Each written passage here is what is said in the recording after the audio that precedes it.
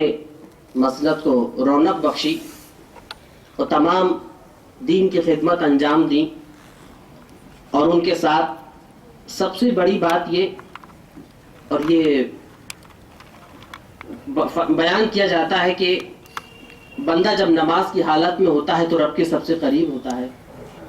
سارے پردے اٹھ جایا کرتے ہیں، سارے حجاب اٹھا دیے جاتے ہیں، اللہ اور بندے کے درمیان جتنے پردے وہ سب ختم کر دیے جاتے ہیں. مومن کی معراج نماز کو فرمایا گیا ہے، تو وہی ہوا. شاہ عبد المقتدر قادری بدایونی نے فجر کے آخری سجدے میں وصال فرمایا، جن کے تعلق سے حضور تاجدار اہل سنت نے فرمایا کہ اللہ اٹھ گئے سارے پردے، ہائے مجاز اللہ اللہ مقتدر کی نماز.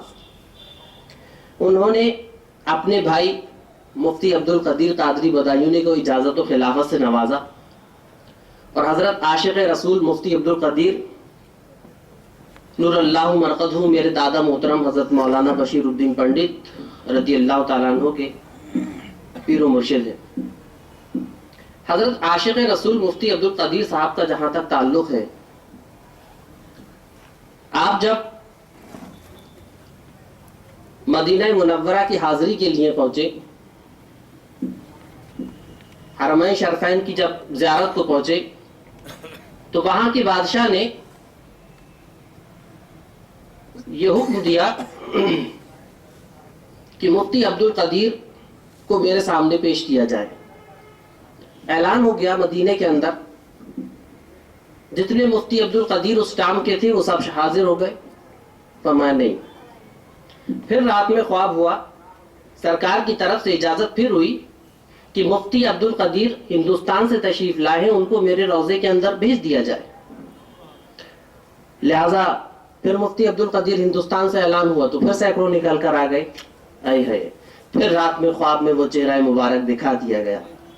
مفتی عبد القدیر بدایونی وہ تشریف لے کر آئے.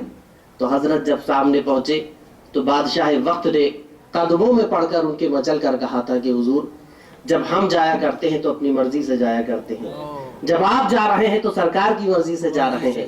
ہم جاتے ہیں تو ہمیں کوئی جلوہ دیکھنے کو نہیں ملتا، اب آپ جا رہے ہیں تو نوازے جائیں گے.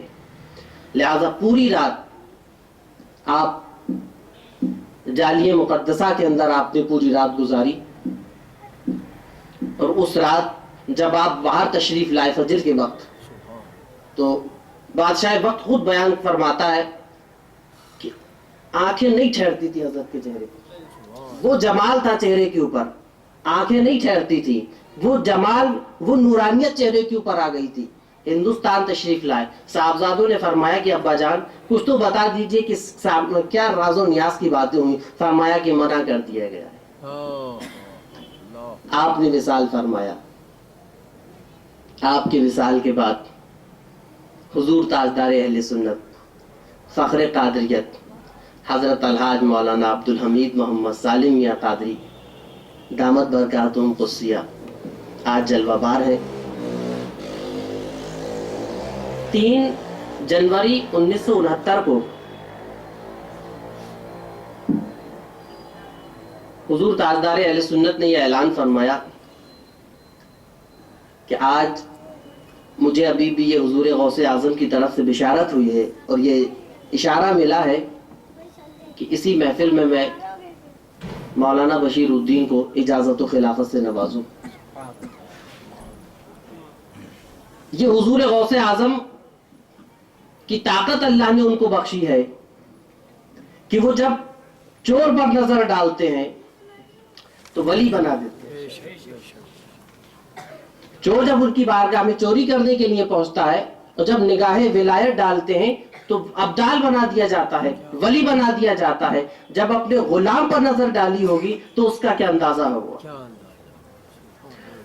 تو اس خلافت کو اس محفل میں میرے دادا محترم حضرت الحاج مولانا بشیر الدین قادری نور اللہ مرقدہ کو وہ اجازت و خلافت عطا کی گئی، اور آپ نے 23 جمادی الثانی کو وصال فرمایا. صرف اس لیے یہ تمام باتیں آپ تک پیش کر رہا ہوں کہ میں نے آیت پڑھی تھی کہ الا بذکر اللہ تطمئن القلوب، یہ تمام باتیں یہ اولیاء اعظام کو جو اللہ رب العزت تصورات بخشتا ہے وہ صرف اس کے ذکر سے حاصل ہوا کرتی ہیں. اس کا ذکر کرنے سے وہ طاقتیں بخشا کرتا ہے. لہذا ان کی وہ تاریخ جو 23 کے تعلق سے ہے، میں یہ بات عرض کر دوں کہ اگر ہم 23 کی دو جگہ اگر ہم ڈیوائڈ کریں گے تو وہ 11:30 میں تبدیل ہوں گے. اگر ہم 23 کو دو جگہ ڈیوائڈ کریں گے تو 11:30 بن جائیں گے. لیکن اس کو ہم ان ویگیانک کے بنائے ہوئے کیلکولیٹر سے نہیں اس کو ڈیوائڈ کریں گے، عقیدت کے کیلکولیٹر سے توڑیں گے، تب اس کے دو جگہ بنیں گے، ایک 12 بنیں گے اور ایک 11 بنیں گے. جب دونوں کو جوڑا جائے گا تب 23 بنے گا. اور 12 جو تاریخ ہے وہ معلم اعظم کی ہے، سرور کائنات کی ہے، اور جو 11 ہے وہ غوث اعظم کی تاریخ ہے. تو دونوں کی محبتیں ان کے ساتھ شامل، دونوں کے جلوے وہ تمام ان کی برکتیں ان کے ساتھ شامل. ان کے وصال فرمانے کے بعد میرے والد محترم، میرے پیر و مرشد، میرے استاد گرامی حضرت الحاج مولانا سید محمد معیز الدین قادری صاحب سجادہ آستانہ عالیہ قادریہ وشیریہ شاہجہاں پور شریف، آپ موجودہ وقت میں دین وطین کی خدمت انجام دے رہے ہیں. اللہ رب العزت ان کی عمر دراز عطا فرمائے، ان کی برکتیں ہمارے ساتھ شامل رہیں، ان کا سایہ ہمارے اوپر تا دیر قائم رہے. اور ان کی جانب سے یہ میرے بڑے بھائی تشریف فرما ہے، حضرت نے پچھلے سال عرس قادری شاہجہاں پور میں حضرت کو مجاز کی اجازت عطا فرمائی تھی، اور اس خادم کو بھی اپنے غلاموں میں شامل کیا اور مجاز کی اجازت فرمائی. اور میرے پیر بھائی حضرت عرفان احمد قادری صاحب چندوسی آپ پہنچے، حضرت نے آپ کو داخل سلسلہ کیا، اور اسی وقت سلسلہ عالیہ قادریہ کی تمام ذمہ داری آپ کے اوپر سپرد کی. میرا مقصد صرف یہ بتانا تھا اور آپ تک یہ پیغام پہنچانا تھا کہ عرفان احمد قادری صاحب جو یہ دین متین کی خدمت انجام دے رہے ہیں، اللہ رب العزت اس کو اپنی بارگاہ میں قبول فرمائے اور ان کی عمر دراز عطا فرمائے، اور ان کے اس مشن میں دن دونی رات چوگنی ترقیاں عطا فرمائے. اور اس دو مصروں کے ساتھ میں آپ سے بداع لیتا ہوں کہ فضائے رنگ بو دیکھو بہاروں کو ذرا دیکھو، فضائے رنگ بو دیکھو بہاروں کو ذرا دیکھو، ہے مہکا قادری گلشن کھلے ہیں پھول لاسانی. السلام علیکم ورحمۃ اللہ.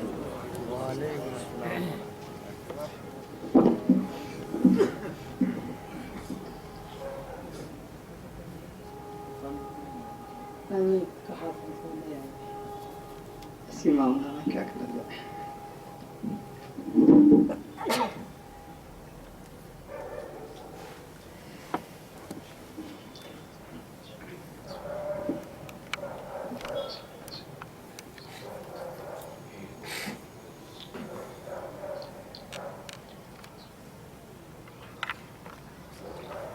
السلام علیکم ورحمۃ اللہ وبرکاتہ. الحمد للہ رب العالمین والصلاة والسلام علی سید المرسلین، اما بعد.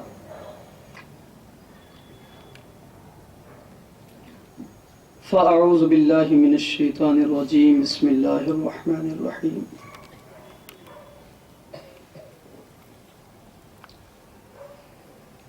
الا ان اولیاء اللہ لا خوف علیہم ولا هم يحزنون الذین آمنوا وكانوا يتقون. صدق اللہ العظیم وصدق رسولہ النبی الامین الکریم.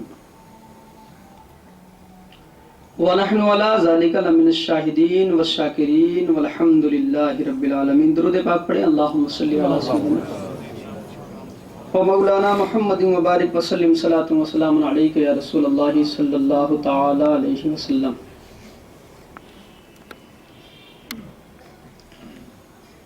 پیارے اسلامی بھائیو اور بزرگوں، جو حضرات باہر بیٹھے میں ان سے بھی گزارش کروں گا کہ اندر تشریف لے آئیں، اور جو اندر بیٹھے میں ان کا شکریہ ادا کروں گا کہ آپ نے کرم کیا کہ یہاں پر آپ حضرات تشریف لائے. واقعی سب کے پاس وقت کی قلت ہے، اپنے اپنے کاموں میں ایسے مصروف ہیں کہ وقت نکالنا بہت مشکل ہوتا ہے. مگر جب ہم آ ہی گئے ہیں تو اپنے ذہن کو تمام فکروں سے، خیالات سے فری کر کے مجلس پاک سننے کی کوشش کریں، اور جو بھی بیانات کیے جائیں ان کو خاص طور سے سمجھنے کی کوشش کریں.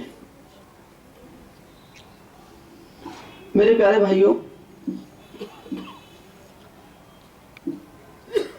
ویسے تو آپ نے مختصر غوث پاک کی شان بھی سماعت فرما لی، اور ہمارا جو قادری سلسلہ ہے اس کو بھی آپ نے سماعت فرما لیا. آج میں بہت اہم گفتگو لے کر آپ کی خدمت میں حاضر آیا ہوں. سبھی اسلامی بھائیوں کی بہت خاص توجہ چاہوں گا. بات قرآن اور حدیث کی ہے. اگر ذہن ادھر ادھر ہو گیا، بات اگر سمجھ میں نہیں آئی تو مسئلہ سیدھا ہونے کے الٹا ہو جائے گا. بات کو سمجھنے کا ہے، سمجھ میں نہ آئے دوبارہ پوچھنے کا ہے مجلس کے بعد، کیونکہ ہمارا بہت قیمتی وقت ہے جو ہم یہاں پر لے کر کے بیٹھے ہیں، اپنی نیند کو قربان کر کے یہاں پر بیٹھے ہیں. بہت قیمتی وقت ہے، اور یہ اللہ کا کرم بھی ہے ہم پر کہ اس نے اپنے نیک بندوں کی مجلس میں ہمیں آنے کی توفیق عطا فرمائی. یہ اللہ کا ہم پر بہت بڑا احسان ہے، کیونکہ اللہ فرماتا ہے کہ جس سے میں بھلائی کا ارادہ فرماتا ہوں اسے اچھے لوگوں کی صحبت عطا فرماتا ہوں. تو بہت سی آیات قرآن پاک کی میرے ذہن میں آ رہی ہیں، صرف اس موضوع کو لے کر. ولی کیا چیز ہے، ولی کیا ہے؟ یہ آپ حضرات اکثر بیان سنتے رہتے ہیں غوث پاک کی شان میں، خواجہ غریب نواز کی شان میں، کہ اللہ کے ولی ایسا کرتے ہیں، اللہ کے ولیوں کے پاس اتنا پاور ہوتا ہے. کچھ لوگ ہیں ولیوں کو نہیں مانتے. میں صاف بات زیادہ پسند کرتا ہوں. آج کے زمانے میں ہمارے ہی مسلمان بھائی ولیوں کو ترجیح نہیں دیتے، ان کی اہمیت کو نہیں جانتے، بلکہ نبی تو دور کی بات، بلکہ ولی تو دور کی بات ہمارے نبی کو اپنے جیسا معاذ اللہ کہتے ہیں. تو آج میں قرآن کی آیات آپ کو پڑھ کے سناؤں گا، اور قرآن ہمارے لیے ایک رہبری ہے، ایک رہنمائی ہے، روشن کتاب ہے. ہمارا اگر کوئی مسئلہ پھنسے گا تو سب سے پہلے ہم اس مسئلے کو قرآن پاک سے حل کرنے کی کوشش کریں گے، کیونکہ اللہ پاک نے اس امت کو قرآن پاک دے کر یہ بہت بڑا احسان فرما دیا ہے. تمام چیزیں اس قرآن کے اندر موجود ہیں، تلاش کرنے والا ہونا چاہیے. اللہ کے ولی اس قرآن میں موجود ہیں، تلاش کرنے والا ہونا چاہیے. پیارے اسلامی بھائیوں، اللہ تبارک و تعالی خود قرآن پاک میں پارہ نمبر 3 آیت الکرسی کے بعد آیات ہے اللہ ولی. اللہ ولی ہے. ولی کس کو کہتے ہیں؟ دوست کو. اور ولی کی جمع اولیاء، بہت سے دوست. قرآن پاک کی آیات میں آپ کو پڑھ کے سنا رہا ہوں، ادھر ادھر کی بات میں نہیں کر رہا. کہتے ہیں نا کہ ہمیں قرآن حدیث چاہیے، ہمیں قرآن حدیث چاہیے. لو آپ قرآن حدیث لو. آج اللہ خود فرماتا ہے اللہ ولی الذین آمنوا، میں ایمان والوں کا ولی ہوں، ان کا دوست ہوں، میں ایمان والوں کا دوست ہوں، اور ان کو دوستی کا صلہ کیا دیتا ہوں، یخرجونہم من الظلمات الی النور، ان کو اندھیرے سے نکال کر نور کی طرف لے جاتا ہوں، انہیں اندھیروں سے نکال کر نور کی طرف لے جاتا ہوں۔ نور لفظ استعمال فرمایا، اور آگے آیات ہے والذین کفروا اولیاءہم الطاغوت، اور جنہوں نے کفر کیا وہ شیطان کے دوست ہیں۔ شیطان کیا کرتا ہے؟ یخرجونہم من النور الی الظلمات، وہ نور سے نکال کر اندھیرے کی طرف لے جاتا ہے، گمراہی کی طرف لے جاتا ہے، دوزخ کی طرف لے جاتا ہے۔ اولئک اصحاب النار، جنہوں نے کفر کیا وہی لوگ دوزخ والے ہیں، ہم فیہا خالدون، اس میں ہمیشہ رہیں گے۔ ایک آیات سے ثابت ہوا کہ اللہ کے ولیوں کا ذکر قرآن پاک میں ہے، اللہ ولی، اللہ ولی ہے۔ اب ہم اگر یہ کہتے ہیں کہ اللہ کے دوست ہیں، اللہ کے ولی ہیں، تو اس میں کیا مذائقہ ہے؟ اللہ جب خود فرما رہا ہے کہ میرے ولی ہیں۔ اور سنو، بہت اہم آیات ہم نماز میں پڑھتے ہیں، اہدنا الصراط المستقیم، یا اللہ ہم کو سیدھے راستے پر چلا، صراط الذین انعمت علیہم، ان کے راستے پر چلا جن پر تو نے انعام کیا۔ قرآن سے ہم سوال کرتے ہیں اللہ نے انعام کس پر کیا، تو بتا۔ قرآن پاک گواہی دیتا ہے اولئک الذین انعم اللہ علیہم من النبیین والصدیقین والشہداء والصالحین، یہاں بھی صالحین لفظ آیا ہے۔ اللہ انعام فرماتا ہے نبیوں پر، والصدیقین سچوں پر، والشہداء شہیدوں پر، والصالحین اپنے نیک بندوں پر، اپنے نیک بندوں پر۔ چار کیٹیگریز یہاں پر بیان فرمائی ہیں، نبی، سچے، شہداء، صالحین، صالحین۔ اور آگے فرمایا وَحَسُنَ أُولَئِكَ رَفِيقًا، یہ کتنے اچھے ساتھی ہیں تمہارے، یہ کتنے اچھے ساتھی ہیں۔ اگر نبیوں کا ساتھ مل جائے، شہداء کا ساتھ مل جائے، ولیوں کا ساتھ مل جائے، سچوں کا ساتھ مل جائے، اللہ خود کہتا ہے وَحَسُنَ أُولَئِكَ رَفِيقًا، یہی تو اچھے دوست ہیں، یہی تو اچھے دوست ہیں۔ کہاں جا رہے ہیں ہم؟ کون سی تعلیم پہ ہم عمل کر رہے ہیں؟ ارے قرآن و حدیث کو للکار رہے ہیں۔ اور آگے چلیے، یا ایھا الذین آمنوا اتقوا اللہ وکونوا مع الصادقین، غور کرنے کا مقام ہے پیارے بھائیوں۔ میں قرآن پڑھ کے سنا رہا ہوں، قرآن کی آیات تمہیں چاہیے۔ اے ایمان والو، اللہ فرماتا پارہ نمبر 11، یا ایھا الذین آمنوا اتقوا اللہ، اے ایمان والو اللہ سے ڈرو، وَكُونُوا مَعَ الصَّادِقِينَ، سچوں کے ساتھ ہو جاؤ۔ یہاں یہ نہیں کہا وَكُونُوا مَعَ الْمُرْسَلِينَ، وَكُونُوا مَعَ الْأَنْبِيَاء، وَكُونُوا مَعَ الصَّادِقِينَ، یہاں فرمایا سچوں کے ساتھ ہو جاؤ۔ سچے کون ہیں؟ اللہ والے سچے ہیں، نبی سچے ہیں، شہداء سچے ہیں، صدیقین سچے ہیں، یہ سب سچے ہیں۔ سچائی پہ چل کر کی تو یہ اللہ کے ولی بنے ہیں۔ کوئی جھوٹا اللہ کا ولی بن سکتا ہے؟ نہیں بن سکتا۔ اب آئیے اس آیات کی طرف جو میں نے تلاوت فرمائی، بڑی مشہور و معروف آیت، بارہا آپ اس کو سنتے رہتے ہیں، غور کرنے کا مقام ہے یہاں بھی۔ اللہ، اللہ جو لفظ ہے یہ عربی میں وارننگ کے لیے استعمال کیا جاتا، خبردار کہتے ہیں نا، ہوشیار ہو جانا۔ جگہ جگہ بجلی کے بورڈ بنے رہتے ہیں، وارننگ، چیتاونی، ہوشیار رہنا بھائی یہاں سے ورنہ مر جاؤ گے۔ اللہ جو لفظ ہے یہ وارننگ کے لیے آتا، خبردار سن لو۔ میں نے غور کیا اللہ کس کے لیے کہا جا رہا ہے، اللہ کس کے لیے کہا جا رہا ہے۔ اللہ کو پتا تھا اور پتا ہے کہ کچھ لوگ اللہ والوں کی شان میں گستاخیاں کریں گے، ان کو برا کہیں گے۔ اللہ نے فرمایا اللہ سن لو،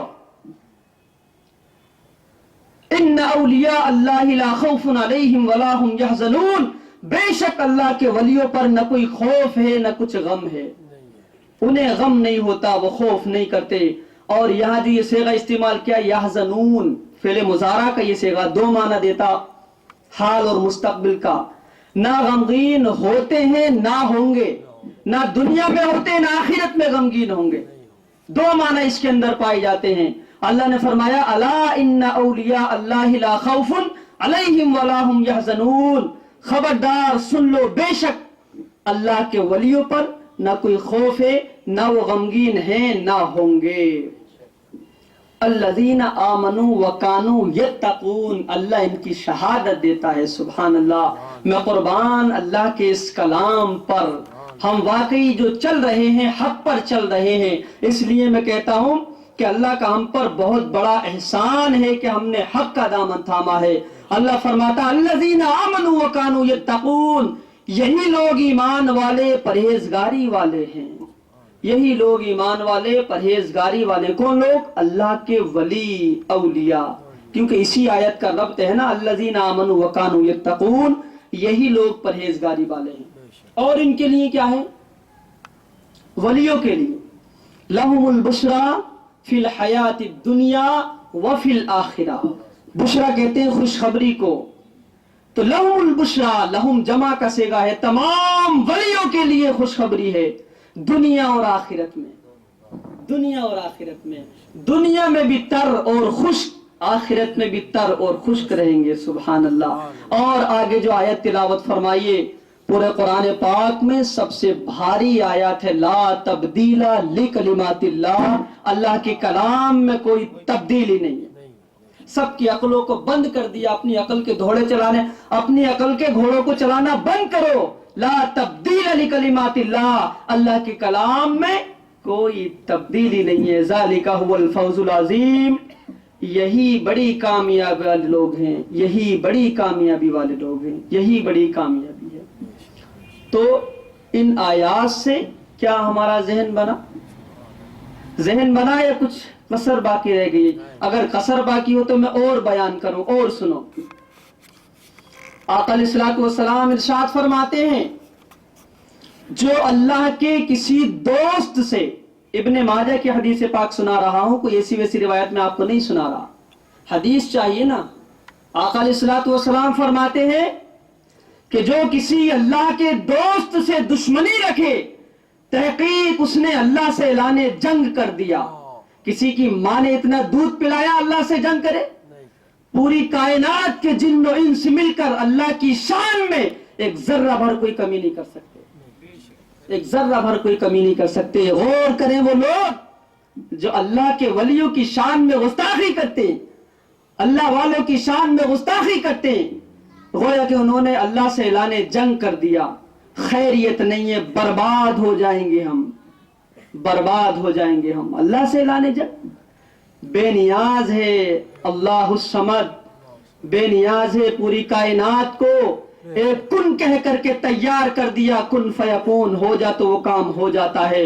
اور پوری کائنات کو ختم کر دے، کوئی شان میں کمی کوئی نہیں آئے گی اس کے. ایسا اللہ ہے، ایسا وہ اللہ ہے. تو پیارے بھائیوں، جتنی بھی آیات ہیں حق ہیں، اور جتنی بھی حدیث پاک ہیں یہ حق ہیں. تو آج میں اس منچ سے، ذمہ داری منچ ہے یہ، اور آپ حضرات باقاعدہ ہر ہفتہ یہاں آتے ہیں، بیان سنتے ہیں، کافی فیضیاب آپ ہو رہے ہیں، اور آپ خود اس محفل پاک کا اثر اپنے اندر دیکھ رہے ہوں گے کہ ہمارے قلب پر، ہماری روح پر اس محفل کا کیا اثر ہوتا ہے. واقعی میں امید کے ساتھ یہ بات کہتا ہوں کہ جناب کتنے اسلامی بھائی جب یہاں سے باہر نکلتے ہیں تو اپنے دل میں یہ عقیدہ کر لیتے ہیں کہ آج کے بعد ہم غلط کام نہیں کریں گے. یہ اس محفل کی برکتیں ہیں. تو پیارے بھائیوں، یہی اللہ والے ہیں جو اللہ سے ملا دیتے ہیں. اللہ والوں کی شان میں گستاخی نہیں، کیونکہ قرآن سے بھی ثابت کر کے دکھا دیا، حدیث پاک میں نے آپ کو سنا دی. اب آپ کو میں لے چلتا ہوں اپنے غوث پاک کی بارگاہ میں، کیونکہ بات کلیئر ہو گئی. اب ذکر کرنے میں مزہ آئے گا، دل صاف کلیئر، ٹھیک ہے نا. اب چلیے وہ آپ حضور غوث پاک کی بارگاہ میں. بچپن آپ نے سن لیا، بچپن کی کرامت آپ نے سن لی. اب اور آگے سنیے. ایک شخص نے پوچھا حضور آپ ولی کب سے ہیں؟ آپ کو کب سے پتا ہے اپنے بارے میں کہ میں اللہ کا ولی ہوں؟ غور سے سننا پیارے بھائیوں، بس تھوڑا سا آپ کا وقت لوں گا، میں بھی چلا جاؤں گا، آپ بھی چلے جائیں گے.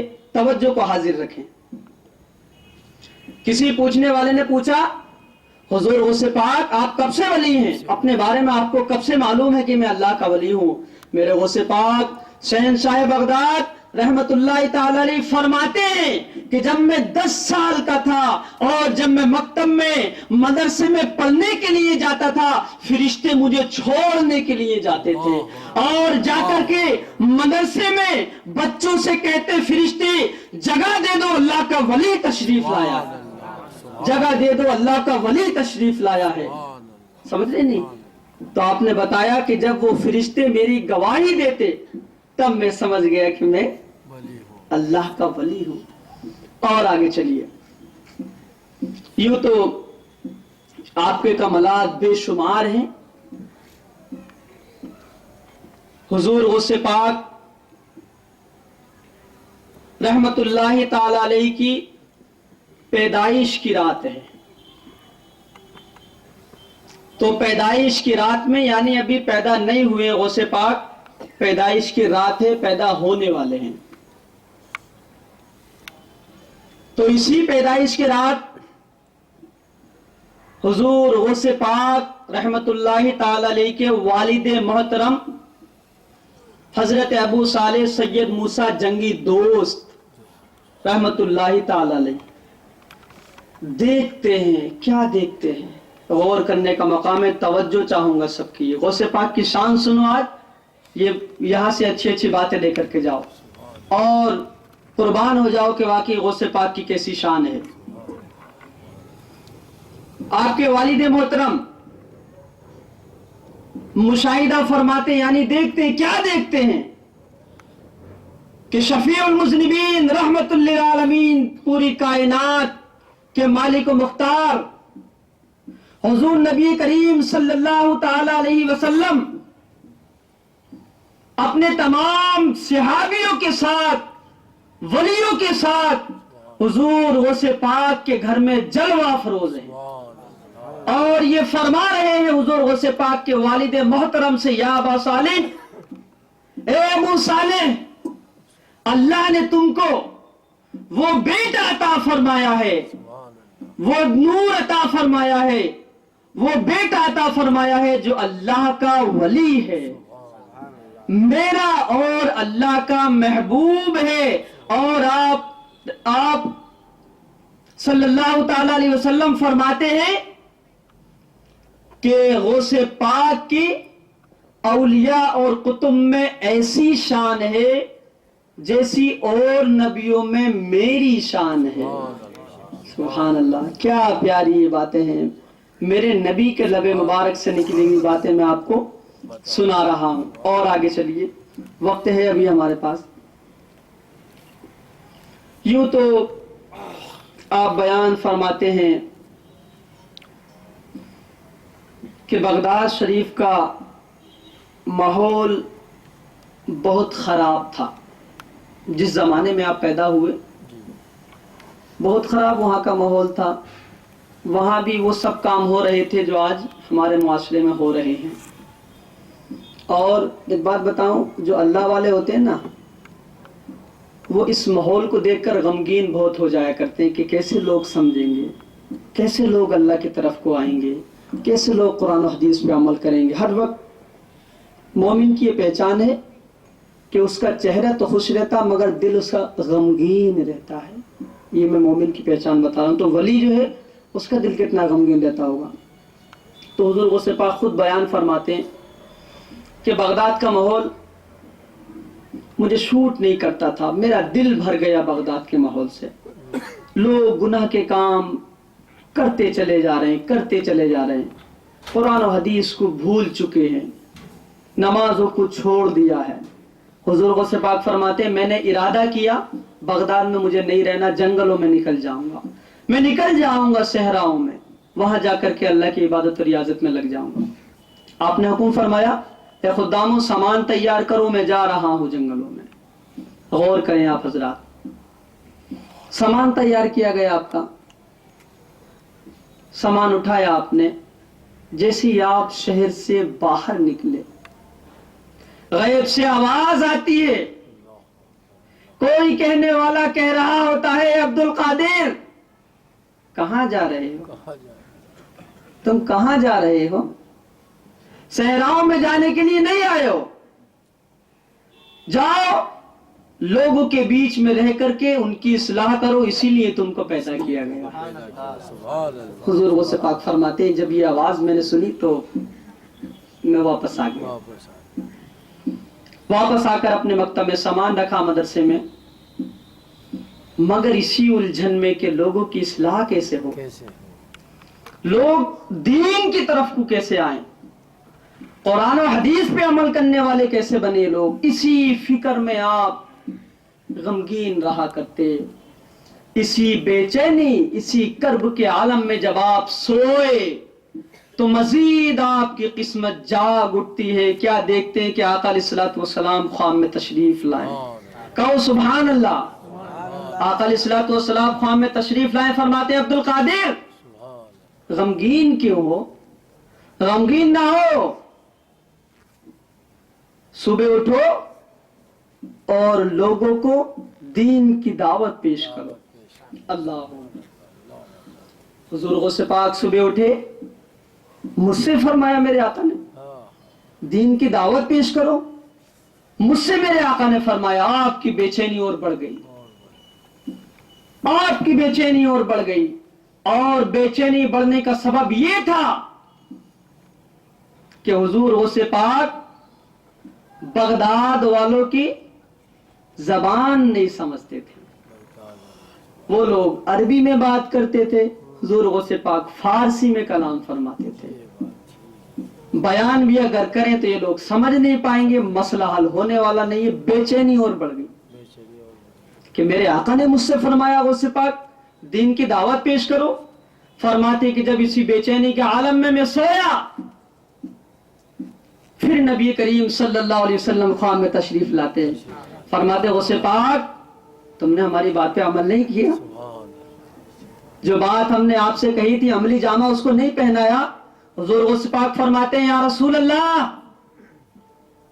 میں مجبور ہوں کہ میں ان لوگوں کی زبان نہیں جانتا، یہ لوگ میری زبان نہیں سمجھتے۔ آقا علیہ الصلوۃ والسلام نے فرمایا اتنی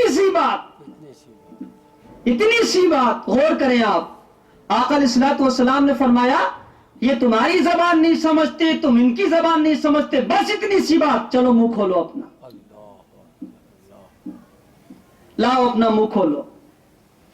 میرے آقا نے اپنا لعاب دہن یعنی تھوک مبارک آپ کے منہ میں ڈالا، ایک بوند چٹائی، 2 بوند ڈالا، 3 بوند، 5 7 بار آپ نے ٹپکایا، کہیں سبحان اللہ، 7 بار آپ نے ٹپکایا۔ حضور غوث پاک فرماتے ہیں کہ لعاب دہن کا یہ معجزہ کہ جب میں سویا تو فارسی بول رہا تھا اور جب میں اٹھا تو میری زبان عربی ہو چکی تھی، عربی میں کلام کر رہا تھا۔ پھر جو آپ نے بیان کرنا شروع کیا، پھر جو آپ نے اپنے اجتماع کے اندر بیان کیا تو جنا کتنے لوگ آپ کے بیان سے وہی انتقال فرما جاتے۔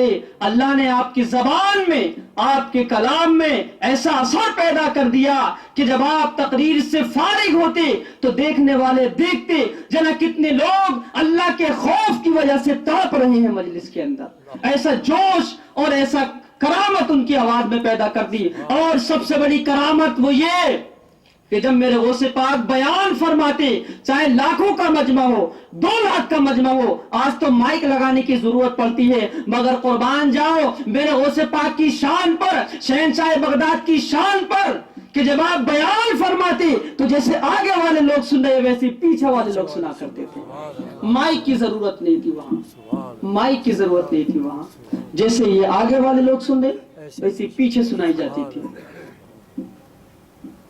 دوپہر میں آپ نے کھانا کھایا، قیلولہ فرما رہے تھے، سبحان اللہ، حضرت علی تشریف لائے خواب کے اندر، حضرت علی تشریف لائے،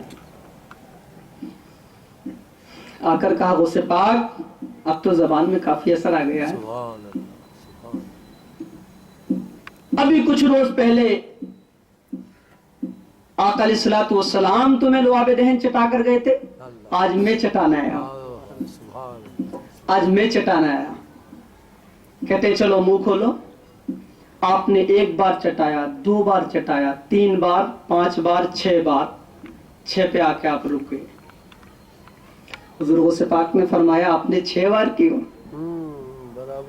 میرے نبی نے تو 7 بار چٹایا تھا، آپ نے 6 بار کیوں؟ تو حضرت علی کی بات پہ قربان جاؤ اور اپنا عقیدہ صحیح کر لو۔ حضرت علی رضی اللہ تعالیٰ عنہ فرماتے ہیں رسول سے برابری نہ ہو جائے۔ 2 رکعت کی نماز پڑھنا سیکھ گئے، رسول سے برابری کرتے، کس منہ سے تم رسول کی برابری کرتے ہو؟ حضرت علی عقیدہ دے رہے ہیں کہ رسول ہمارے جیسے نہیں ہیں بلکہ وہ اللہ کے محبوب ہیں۔ آپ فرماتے ہیں کہ میں نے اس لیے 6 بار چٹایا کہ رسول کی برابری نہ ہو جائے، اور میرے آقا کا وہ لعاب دہن ہے اور اس کے اندر وہ معجزہ ہے کہ اگر حضرت علی رضی اللہ تعالیٰ عنہ کی دکھتی ہوئی آنکھ پر اپنا لعاب دہن کو لگا دیں تو ان کی آنکھ شفا یاب ہو جائے۔ اور میرے آقا کا وہ لعاب دہن ہے کہ اگر جنگ میں حضرت ابو قتادہ رضی اللہ تعالیٰ عنہ کی آنکھ نکل جائے تو آپ ان کی آنکھ کے اس خیمے کو اٹھا کر، ان کی آنکھ کے اس خیمے کو اٹھا کر ان کی آنکھ میں رکھ دیں اور اپنا لعاب دہن لگا دیں، ان کی آنکھ پہلے سے زیادہ روشن ہو جائے۔ اور یہ وہ لعاب دہن تھا کہ اگر آپ حضرت ابوبکر صدیق کے پیر میں لگا دیں تو سانپ کا اثر ختم ہو جائے، اس کا زہر ختم ہو جائے۔ اور یہ میرے نبی کے لعاب دہن کا معجزہ کہ اگر کھاری کنویں کے اندر آپ کلی فرما دے تو میٹھا ہو جائے، یہ میرے نبی کا لعاب دہن ہے۔ تو جس کو میرے نبی نے لعاب دہن چٹایا اس کی زبان کا کیا کہنا، اس کے کلام کا کیا کہنا، اس کے بیان کا کیا کہنا۔ پھر اس کے بعد جب ہمارے نبی کا ظاہری وصال ہوا تو امیر المؤمنین حضرت ابوبکر صدیق نے خلافت کو سنبھالا۔ تو ہمارے نبی سب سے اوپر بیٹھ کر خطبہ دیا کرتے، مسجد کے اندر جو ممبر ہوتے ہیں ہمارے نبی سب سے اوپر بیٹھا کرتے، پھر آپ خطبہ دیا کرتے۔ مگر جب ہمارے نبی اس دنیا سے تشریف لے گئے، ظاہری وصال فرمایا، اور جب حضرت ابوبکر صدیق کا نمبر آیا تو آپ ایک سیڑھی نیچے آ گئے۔ غور کرنے کا مقام ہے، عقیدہ صحیح کرو۔ حضرت ابوبکر صدیق سے پوچھا آپ ایک سیڑھی نیچے کیوں؟ آپ نے فرمایا سن لو، وہ اللہ کے رسول تھے، کہیں رسول سے برابری نہ ہو جائے۔ اور یہ ابوبکر صدیق بھی کوئی کم شان کے مالک نہیں ہے، بعد الانبیاء بالتحقیق، نبیوں کے بعد اگر کوئی سب سے افضل ہے تو وہ حضرت ابوبکر صدیق کی شان ہے۔ مگر آپ بھی ادب کا تقاضا یہ کہ ایک سیڑھی نیچے آ گئے۔ یہ ہمارے صحابہ کرام کا عقیدہ ہے۔ تو اگر بات کچھ سمجھ میں آ رہی ہے تو میں اور آگے بات کروں، ورنہ پھر سمجھ میں آ رہی ہے، سمجھ میں آ رہی ہے نا پوری بات۔ تو سوال و جواب کا بھی سیشن ویسے ہے، اور ہمارے بڑے بھائی اچھا ہمارے بڑے بھائی یہ بھی باقی ہیں۔ تو ویسے بیان کی تیاری میری کافی کچھ تھی آج کے ماحول کو دیکھ کر کے، اور اب جو میں ایک بہت اہم مسئلے کی طرف جا رہا ہوں، بڑا غور طلب یہ مسئلہ ہے آج کے زمانے کو لے کر۔ پہلے میں اپنی اس بات کو پوری کر دوں کہ واقعی میرے غوث پاک کی بہت بڑی شان تھی اور آپ بڑی شان کے مالک تھے۔ اللہ والوں سے محبت رکھو، ان سے عداوت نہ رکھو۔ میں نے آپ کو حدیث پاک بھی سنا دی، اگر کوئی اللہ والوں سے عداوت رکھے گا، دشمنی رکھے گا، اس نے اللہ سے اعلان جنگ کر دیا، تیار ہو جا اپنے آپ جنگ کرنے کے لیے۔ نانی اماں سب اس کو میدان محشر میں یاد آ جائے گی۔ اپنا عقیدہ صحیح کرو میرے بھائیو، قرآن و حدیث سے رجوع کرو۔ کیوں لوگوں کی باتوں کے پیچھے جاتے ہو؟ قرآن میں ڈھونڈو، حدیث میں ڈھونڈو، سب تمہیں ملے گا۔ وہاں تو لے کر آؤ جو ہم ڈھونڈ سکیں۔ اب بہت اہم مسئلے کی طرف میں آپ کو لے کر کے جا رہا ہوں۔ یوں تو میرے غوث پاک کی بہت بڑی شان ہے، بہت سے واقعات میرے ذہن میں آ رہے ہیں، مگر وقت کی بہت قلت ہے اور مجھے ابھی 1-2 ٹاپک اور آپ کے سامنے بیان کرنے ہیں۔ تو بالآخر بات یہی اختتام ہوتی ہے کہ آپ تمام اولیاء کے سردار ہیں، آپ تمام ولیوں کے سردار ہیں۔ اور اس شعر کے ساتھ میں اس بات کو پوری کرتا ہوں کہ جس کی منبر بنی گردنیں اولیاء، جس کی منبر بنی گردنے اولیاء، اس قدم کی کرامت پہ لاکھوں سلام، غوث اعظم امام التقا والنقا جلوہ شان قدرت پہ لاکھوں سلام۔ اللہ پاک نے 24ویں پارے کے اندر ارشاد فرمایا وَمَنْ أَحْسَنُ قَوْلًا مِّمَّنْ دَعَا إِلَى اللَّهِ وَعَمِلَ صَالِحًا وَقَالَ إِنَّنِي مِنَ الْمُسْلِمِينَ۔ اب میں آپ کی توجہ پہلے سے بھی زیادہ چاہتا ہوں، پہلے سے بھی زیادہ، کیونکہ یہ مسئلہ بہت اہم مسئلہ ہے جس میں آج پوری کائنات کے لوگ پھنسے ہوئے ہیں۔ ہم قرآن سے حل کریں گے نا، قرآن کس لیے؟ اللہ نے فرمایا وَمَنْ أَحْسَنُ قَوْلًا، اس سے اچھی بات کس کی ہو سکتی ہے؟ مِمَّنْ دَعَا إِلَى اللَّهِ، جو لوگوں کو اللہ کی طرف بلائے، اس سے اچھی بات کس کی ہو سکتی ہے؟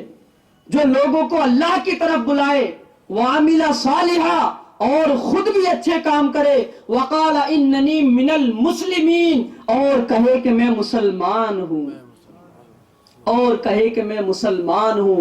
یہاں میں آپ کو یہ ذہن دینا چاہتا ہوں، اللہ نے یہ نہیں فرمایا اور کہے کہ میں وقال اننی من البریلوی، وقال اننی من الدیوبندی، وقال اننی من اہل حدیث، اور کہے کہ میں اہل حدیث ہوں، اور کہے کہ میں سنی ہوں، اور کہے کہ میں بریلوی ہوں، یہ سب نہیں، نو، وقال اننی من المسلمین، اور کہے کہ میں مسلمان ہوں، میں مسلمان ہوں۔ قرآن میں آپ کو پڑھ کے سنا رہا ہوں، کون سی دنیا میں زندگی تم گزار رہے ہو؟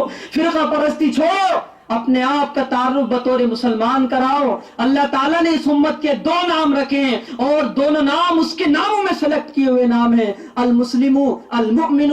اپنا تعارف بطور مومن کراؤ، بطور مسلمان کراؤ۔ اپنے آپ کو کیوں فرقہ پرستی میں ڈال کے برباد کر رہے ہو اپنی زندگی کو، اور لوگوں کی برائیاں کرتے پھرتے ہو؟ اپنے اعمال کی فکر کرو۔ میرے آقا فرماتے ہیں کہ جنا کتنے لوگ میدان محشر میں دوسروں کے معاملوں میں پھنسیں گے۔ کہاں ہم زندگی گزار رہے ہیں؟ 2 وقت کی نماز ڈھنگ سے پڑھنی نہیں آتی، دوسروں پہ انگلی اٹھا رہے ہیں۔ غور کرنے کا مقام ہے، کیا بھول گئے میری نبی کی زندگی کو؟ کیا بھول گئے آپ کی تعلیم کو؟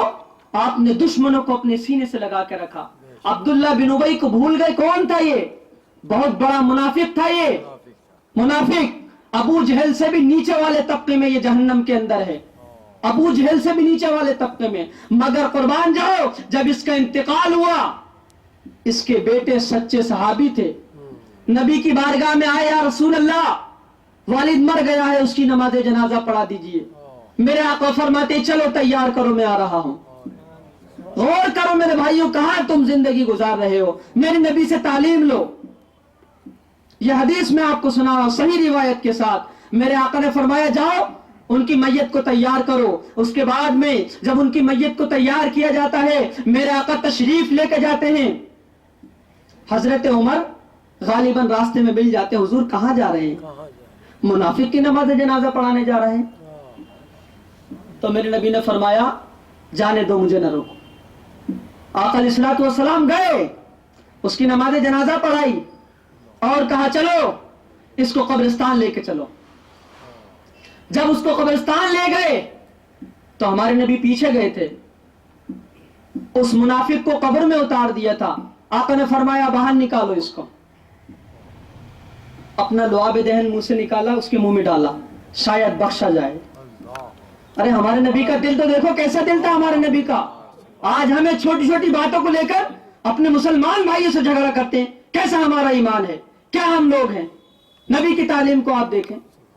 آقا علیہ الصلوۃ والسلام نے فرمایا نکالو اس کو باہر۔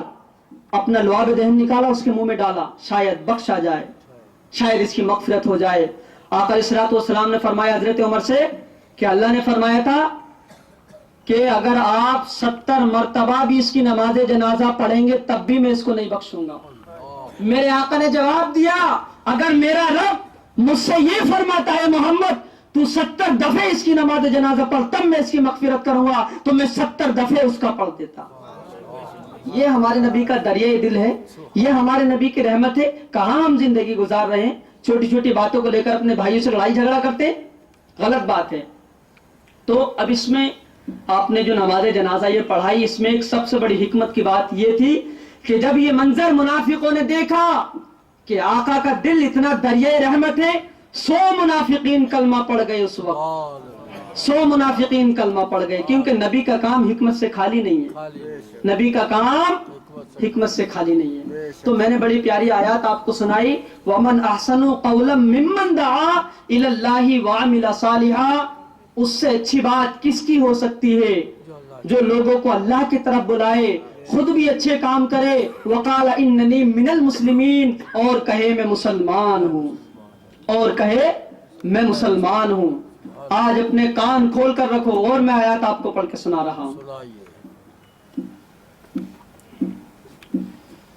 کچھ لوگ یہ سمجھتے ہیں کہ علم جو ہے صرف مدرسوں میں پڑھنے سے آتا ہے، اور ہم جب ان سے یہ کہتے ہیں کہ نہیں اللہ کی عطا سے بھی آتا تو وہ رد کرتے ہیں، اس بات کا انکار کرتے ہیں۔ ارے نہیں، اللہ کی عطا سے کیسے آ جائے گا؟ مدرسوں میں پڑھو، مدرسوں کی ڈگری لے کر آؤ، تب تمہیں علم آئے گا، تب تم پیر بنو گے، جب تم اللہ کے ولی بنو گے۔ سنو قرآن کیا کہہ رہا ہے، یہ سنو ذرا۔ اللہ پاک نے قرآن پاک میں ارشاد فرمایا، وَالَّذِينَ جَاهَدُوا فِينَا لَنَهْدِيَنَّهُمْ سُبُلَنَا، سورہ عنکبوت کی غالباً آخری آیات میں آپ کو پڑھ کے سنا رہا ہوں۔ وَالَّذِينَ جَاهَدُوا فِينَا لَنَهْدِيَنَّهُمْ سُبُلَنَا، اللہ فرماتا اور جنہوں نے ہماری راہ میں کوشش کی ہم ضرور ان کو اپنے راستے دکھا دیں گے، ہم ضرور ان کو اپنے راستے دکھا دیں گے۔ جنہوں نے ہماری راہ میں کوشش کی، ہم کو راضی کرنے کی کوشش کی اور ہماری تعلیم پہ عمل کرنے کی کوشش کی، ہم ضرور ان کو سیدھے راستے دکھا دیں گے۔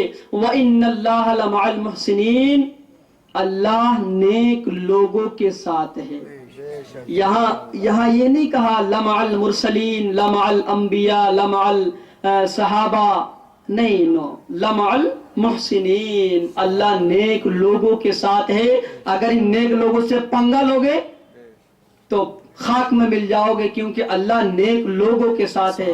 جنا کتنے لوگ اپنی زندگی برباد کر چکے ہیں اللہ والوں سے پنگا لے کر، ہے؟ آپ کو زیادہ بتانے کی حاجت نہیں ہے، خود آپ حضرات اتنے عقل مند ہیں۔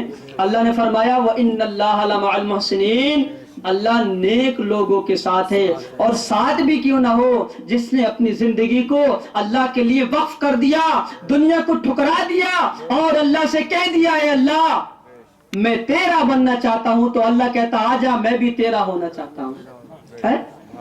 پھر محبوب اور محب بن جاتے ہیں دونوں۔ اور آگے چلیں، بات چل رہی تھی ظاہری علم کے تعلق سے۔ قرآن پاک میں اللہ نے فرمایا یؤتی الحکمت من یشاء، یہ جو آیات ہیں خاص توجہ چاہوں گا اس آیات پر۔ یؤتی الحکمت من یشاء، اللہ جسے چاہے حکمت عطا فرمائے۔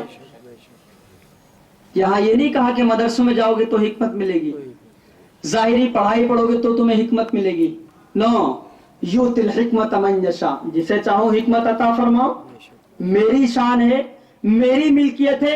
حکمت کسے کہتے ہیں یہ سنو، قرآن حدیث کا فہم یہ حکمت ہے۔ اور ہم قرآن سے پوچھتے ہیں اللہ نے حکمت کسے عطا فرمائی، اللہ اپنے ولی کی شان بیان کرتا ہے وَلَقَدْ آتَيْنَا لُقْمَانَ الْحِكْمَةَ أَنِ اشْكُرْ لِلَّهِ، ہم نے لقمان کو حکمت عطا فرمائی۔ کہاں ہم سو رہے ہیں، اللہ فرما رہا ہم نے لقمان کو حکمت عطا فرمائی تاکہ میرا شکر گزار بنے۔ اللہ اپنے بندوں کو حکمت عطا فرماتا ہے۔ تم کیسے کہتے ہو کہ جب تک مدرسے میں نہیں پڑھیں گے، جب تک ظاہری ڈگری نہیں لائیں گے کچھ نہیں ہو سکتا؟ کہاں سے یہ تم باتیں لاتے ہو؟ تم اس بات کا ثبوت تو دے کے دکھاؤ، قرآن کی آیتوں کا رد کر کے دکھاؤ جو اللہ فرما رہا یؤتی الحکمت من یشاء، میں جسے چاہوں حکمت عطا فرماؤں۔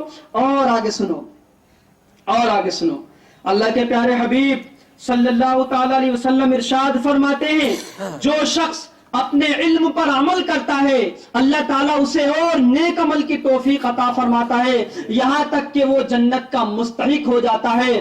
اور جو انسان اپنے علم پر عمل نہیں کرتا وہ تکبر میں مبتلا ہو جاتا ہے، نیک عمل کی بھی توفیق نہیں دی جاتی، حتیٰ کہ وہ جہنم کا مستحق ہو جاتا ہے۔ اللہ کا ڈر دل میں پیدا کرو، خود بخود تمہارے پاس چل کر کے علم آئے گا۔ اللہ کا ڈر تو پیدا کرو، اپنے دل کو خالی تو کرو اللہ کے نور کے لیے، اپنے دل کو مانجو اللہ کے نور کے لیے۔ اللہ کا نور پاک ہے، وہ نور ہے، وہ گندے دلوں میں نہیں آتا۔ جس کے دلوں میں ہر وقت گناہ کے خیال آتے ہوں، جس کا دل اس دنیا داری میں الجھا ہوا ہو، جس کا دل ہر وقت اس دنیا کی جو یہ رنگینیاں ہیں ان میں لگا ہوا، اس کے دل میں کیا خاک اللہ کا نور آئے گا؟ کچھ بھی اس کے دل میں، بلکہ اچھی بات اس کے دل پہ اثر نہیں کرے گی۔ حضرت علی رضی اللہ تعالیٰ عنہ فرماتے ہیں کہ جس انسان کے دل پر نصیحت اثر نہ کرے، کہ جس انسان پر نصیحت اثر نہ کرے، وہ جان لے اس کا دل ایمان سے خالی ہے۔ اور آگے سنیں، بہت پیاری حدیث پاک حضرت حسن بصری رحمت اللہ تعالی علیہ سے مروی ہے کہ رسول کریم صلی اللہ علیہ وسلم نے ارشاد فرمایا، نبی کی زبان سے نکلے ہوئے الفاظ آپ کو میں سنا رہا ہوں۔ میرے آقا نے فرمایا، العلم علمان فعلم باطن فی القلب فذلک هو العلم النافع، یعنی علم کی دو قسمیں ہیں، باطنی علم دل میں ہوتا ہے اور یہی علم نافع ہے، یہی علم نافع ہے۔ ظاہری علم تو بہت ہے لوگوں کے پاس، بڑے بڑے ملا بنے بیٹھے ہیں، بڑے بڑے عالم بنے بیٹھے ہیں، اور کام جاہلوں سے بھی زیادہ خراب کام کر رہے ہیں۔ میں آپ کو جنہیں کتنوں کے ہاتھ پکڑ پکڑ کے میں آپ کو دکھاؤں کہ دیکھو یہ خراب کام کر رہا ہے، یہ خراب۔ تو ظاہری علم سیکھ لینا یہ کوئی بڑی بہادری نہیں ہے۔ علم نافع اگر تمہارے پاس آ جائے تو سمجھو اللہ تم سے خوش ہو گیا ہے۔ میرے آقا نے فرمایا علم کی دو قسمیں ہیں، علم نافع جو ہے یہ باطنی علم ہوتا ہے، دل کے اندر یہ الہام کے ذریعے بندے کے پاس آتا ہے اور کشف کے ذریعے بندے کے پاس آتا ہے، یہی اصل میں علم نافع ہے، یہی اصل میں علم نافع ہے۔ اور یہ قرآن کی آیت سنو، یا ایھا الذین آمنوا ان تتقوا اللہ یجعل لکم فرقانا، اے ایمان والو اگر تم اللہ سے ڈرو گے تو تم کو وہ چیز عطا فرمائے گا کہ حق اور باطل کو جدا کر دو گے۔ یہ جو آیات ہے اس کو پڑھ کر کے بڑی خوشی میرے دل میں آئی۔ اللہ نے فرمایا، یا ایھا الذین آمنوا ان تتقوا اللہ، اے ایمان والو اگر تم اللہ سے ڈرو گے، یہاں ڈرنا شرط قرار دیا ہے، اگر نہیں ڈرو گے کچھ بھی نہیں ملے گا۔ پہلے ڈر کے دکھاؤ۔ ڈریں گے کیسے؟ نمازیں چھوڑ کے ڈریں گے نا، ایسی تو ڈرتے ہیں نا، نمازیں چھوڑ دیں گے، زکوٰۃ بھی نہیں دیں گے اور بڑی بڑی گاڑیوں میں رہیں گے، بڑے بڑے محل بنائیں گے، اس کی تو ڈرنا کہتے ہیں نا۔ لوگ الٹا سمجھ رہے ہیں آج کے دور میں، ارے ڈرنے والے ایسے ہوتے ہیں، ڈرنے والے ایسے ہوتے ہیں۔ واپس چلو میرے غوث پاک کی شان میں، آپ رضی اللہ تعالیٰ عنہ نے 40 سال مسلسل عشاء کے وضو سے فجر کی نماز ادا فرمائی، اس کو کہتے ہیں ڈرنا۔ اور آپ نے مسلسل 15 سال تک ہر روز ایک قرآن پاک کو ختم فرمایا ہے۔ اور آگے سنو، آپ رضی اللہ تعالیٰ عنہ فرماتے ہیں کہ میں ہر روز 1000 رکعت نفل نماز پڑھا کرتا تھا، اس کو ڈرنا کہتے ہیں۔ ایک ٹائم کی نماز پڑھ کے سوچنے ہم اللہ سے ڈرنے والے ہیں۔ سنو، یا ایھا الذین آمنوا ان تتقوا اللہ یجعل لکم فرقانا، اے ایمان والو اگر تم اللہ سے ڈرو گے اللہ تمہیں وہ نور عطا فرمائے گا، وہ علم عطا فرمائے گا کہ حق اور باطل کو تم جدا کر لو گے۔ اور نور کے اندر ہی وہ صفات ہے کہ حق اور باطل کو جدا کیا جا سکتا ہے۔ جنا کتنے لوگ ایسے ہیں بڑے بڑے عالم بن کے گمراہ ہوئے پھر رہے ہیں، ان کو علم نافع نہیں ملا، ان کو نور نہیں ملا، اس لیے وہ گمراہ ہیں۔ اور یہ نور جو ہے، یہ نور بہت پیارا تھا ہمارے نبی کو۔ ہمارے نبی دعا فرماتے، اللہم آتنی نورا وزدنی نورا واجعلنی فی قلبی نورا وفی قبری نورا وفی سمعی نورا وفی بصری نورا، یا اللہ مجھے نور عطا فرما دے، میرے نور میں زیادتی فرما دے، اس میں اضافہ فرما دے، میرے دل میں نور عطا فرما دے، میری قبر میں نور عطا فرما دے، میرے کانوں میں نور عطا فرما دے، میری آنکھوں میں نور عطا فرما دے۔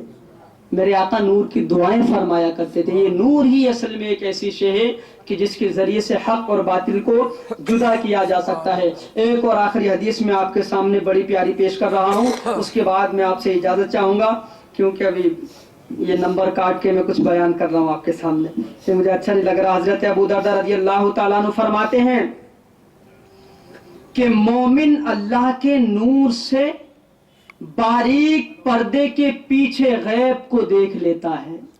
حدیث پاک، صحیح حدیث پاک میں آپ کو سنا رہا ہوں. حضرت ابو درداء رضی اللہ تعالیٰ عنہ فرماتے ہیں مومن اللہ کے نور کی مدد سے باریک پردے کے پیچھے غیب کو دیکھ لیتا ہے. اور آگے فرماتے ہیں، یہ بات قسم کھا کے آپ نے فرمائی ہے کہ کہیں لوگ اس میں دھوکے میں نہ پڑ جائیں. قسم کسی خاص موقع پہ کھائی جاتی ہے، کوئی ایسی تھوڑی قسم کھا لی جاتی ہے. انہوں نے فرمایا اللہ کی قسم، جو بات اللہ ان کے دلوں میں ڈالتا ہے اور زبانوں پر جاری فرماتا ہے وہ ضرور حق ہے، وہ ضرور حق ہے، وہ ضرور حق ہے. یہی تو اللہ والوں کی شان ہوا کرتی ہے. اللہ ان کے دل میں بات ڈالتا، زبانوں پر جاری فرماتا، وہی حق ہو جایا کرتا ہے، وہی حق ہو جایا کرتا ہے. تو پیارے اسلامی بھائیوں، ایک جگہ اور ہمارے نبی نے ارشاد فرمایا اتقوا فراست المؤمن فإنه ينظر بنور اللہ تعالی، یعنی مومن کی فراست سے بچو.